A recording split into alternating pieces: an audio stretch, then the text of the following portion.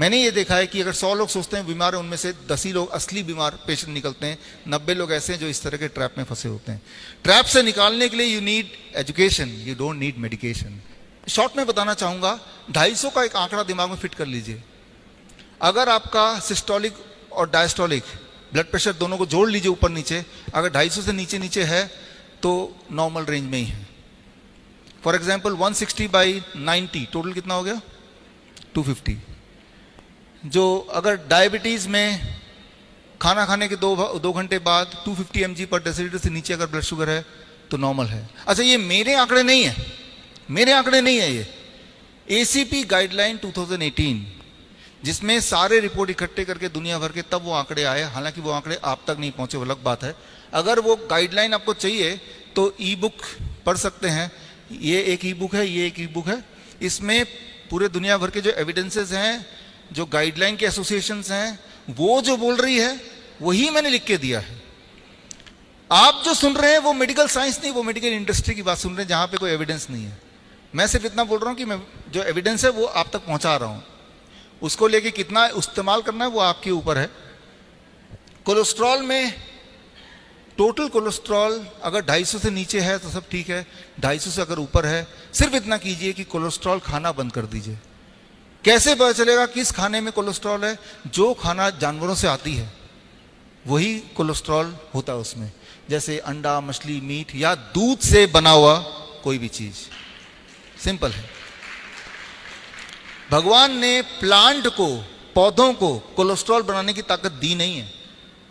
काजू पौधे से आता है या जानवर से आता है? पौधे से आता है, तो जीरो कोलेस्ट्रॉल।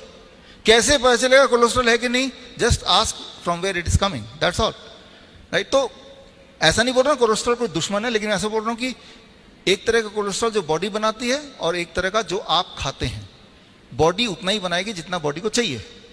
जो आप खाएंगे दैट बिकम्स एन एक्सेस, जो आप खाएंगे उसी को तो कम करना है, राइट। तो अब देखिए, ये डॉक्टर रिचर्ड स्मिथ, दुनिया का सबसे बड़ा medical journal, British medical journal, पूरे ग्रुप के चीफ एडिटर रह चुके हैं 25 साल। 2016 में यूनिवर्सिटी ऑफ मैसूर के 100 साल पूरे हुए थे, तब चीफ गेस्ट थे, मुझे मिलने का मौका मिला। मेरा DIP डाइट पे लेक्चर था इनके लेक्चर के बाद, तो इनसे बातचीत करने का मौका मिला। इन्होंने एक डेफिनेशन दिया कि आज की तारीख में हु इज हेल्दी, ये उन्हीं का स्लाइड है। हेल्दी वही है जिसने डायग्नोस्टिक्स टेस्ट खूब सारे नहीं कराया हो। जो भी डायग्नोसिस कराएगा उसमें कुछ ना कुछ कमी मिलेगी, ये इनका कहना है, जो कि मैं मानता हूं। उन्होंने अंदर तक देखा है कि ये जो पेपर बनते हैं, रिसर्च पेपर बनते हैं, कैसे बनते हैं। 25 साल तक मेडिकल जर्नल, दुनिया का सबसे बड़े मेडिकल जर्नल के चीफ एडिटर रहने के बाद उनका ये स्लाइड है, उनका ये कहना है, उनका एक कंक्लूजन है। तो कंक्लूजन ये है, ये आखिरी स्लाइड है, ये रूल नंबर 1 का, कि दुनिया भर में ये देखा गया है कि जनरल चेकअप, एनुअल चेकअप, कई सारे लोग जो कॉर्पोरेट में काम करते हैं साल में एक बार एनुअल चेकअप फ्री होता है उनको। फ्री है, करा लिया। फ्री वाली चीज सबसे खतरनाक होती है, आपने सुना ही है। तो दुनिया में 17 इसमें क्लिनिकल ट्रायल रिसर्च पेपर बने हैं कि जो लोग एनुअल चेकअप कराते हैं इन कंपैरिजन टू जो लोग नहीं कराते हैं, क्या जो लोग कराते हैं उनको इसका लाभ मिलता है, वो ज्यादा लंबा जीते हैं, उनकी क्वालिटी ऑफ लाइफ ज्यादा अच्छी होती है। ये क्वेश्चन का जवाब ढूंढना चाह रहे थे। 17 के 17 clinical trials and observation studies को इकट्ठा करके एक मेटा एनालिसिस निकाला, और वो मेटा एनालिसिस आपके आंखों के सामने है। कॉकरेन डेटाबेस सिस्टमेटिक रिव्यू 2019 में छपा, और ये रिव्यू ये कहता है जिन लोगों ने जनरल चेकअप कराए उनकी मौतें जल्दी होती हैं और उनकी क्वालिटी ऑफ लाइफ कम होती है इन कंपैरिजन टू जिन्होंने कोई चेकअप कभी नहीं कराया। ये क्लियर एविडेंस है, राइट। Thank you.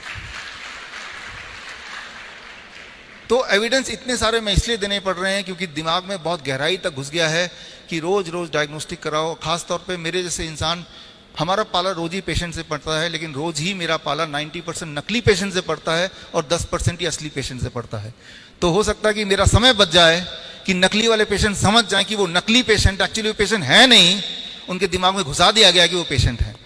आप पेशेंट सिर्फ तभी हैं जब आपके बॉडी में कोई सिम्टम है। याद रखिए, अगर आपको कोई दर्द है, कोई पेन है, नींद नहीं आ रही, डिप्रेशन में है, यू आर रियल पेशेंट। अगर आपको कोई तकलीफ नहीं है, मैं पेशेंट से पूछता हूं कोई तकलीफ है, बहुत सोच के बोलते हैं कि 4 दिन पहले हेडेक हुआ था, तो मैं समझ जाता हूं ये नकली पेशेंट आ गया है, राइट। नकली पेशेंट को तभी नाम दिया गया पेशेंट, मतलब you have to have patience, right. तो आपको समझना पड़ेगा नकली पेशेंट असली पेशेंट में डिफरेंस क्या है। तो और नकली पेशेंट आते हैं हमारे हॉस्पिटल में, भर जाते हैं, हमें बहुत सारा पैसा भी देते हैं, राइट। तो उससे कमाई भी हो सकती है, राइट। लेकिन फिर भी at the end of the day, for the sake of humanity, सच्चाई तो यही है कि हम में से, मैंने ये देखा है कि अगर 100 लोग सोचते हैं बीमार हैं, उनमें से 10 ही लोग असली बीमार पेशेंट निकलते हैं, 90 लोग ऐसे हैं जो इस तरह के ट्रैप में फंसे होते हैं।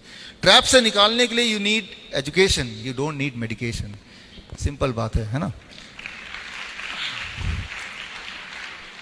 अब बढ़ते हैं ठीक कैसे होना। जो 10% असली पेशेंट हैं, जिनको चेस्ट पेन है मान लो, वो तो असली है ना, कि जब भी सीढ़ी चढ़ेंगे चेस्ट में पेन होगा, they are the true patients. जिनके पैरों में सूजन होती है, they are the true patient. जिनके कोई ट्यूमर है, उनके ब्लीडिंग हो रही है, वो असली पेशेंट हैं। उन्हें क्या करना है, अब उस पर आ रहे हैं। अगर आपको कोई भी दर्द है, अगर आपको ब्लीडिंग हो रही है, अगर आपको ट्यूमरस ग्रोथ है, तो हम अपने हॉस्पिटल में क्या करते हैं जो आप घर पे भी कर सकते हैं और क्या नहीं करते हैं, थोड़ा सा आगे चलते हैं समझाने के लिए, ताकि आप कंफ्यूज ना हो। हम दोबारा आते हैं द फिश मॉडल। ये एक्वेरियम है, इसका जो पानी है वो गंदा हो चुका है, फिश सारी बीमार पड़ जाएंगी। अब इसको, फिश को ठीक करने के लिए कभी जुकाम हो गया, कभी बुखार हो गया, कभी सिर दर्द हो गया फिश के, फॉर एग्जाम्पल, हम बार बार दवाइयाँ दे रहे हैं और थोड़ा रिलीफ मिलता है, फिर फिश बीमार पड़ जाती है। अगर आपसे मैं पूछूं क्या करना होगा उस फिश के को ठीक करने के लिए, तो क्या जवाब है? देखिए, क्लियर कट जवाब है, भाई पानी बदलना है, फिश को नहीं वो करना है। और फिश को कितनी भी दवाई दे दें वो कभी ठीक हो ही नहीं सकती, ये क्लियर है। प्रॉब्लम फिश के अंदर नहीं है, प्रॉब्लम सराउंडिंग्स में है। आप ये देखेंगे हमारे साथ, अगर हम फिश हैं तो ऐसा ही कुछ हो रहा है।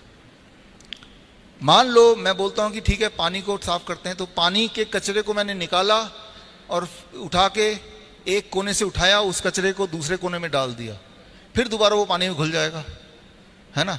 गार्बेज रीलोकेशन ज्यादातर शहरों में ऐसे ही होता है, इंदौर को छोड़ के, क्योंकि ये क्लीन सिटी है, राइट।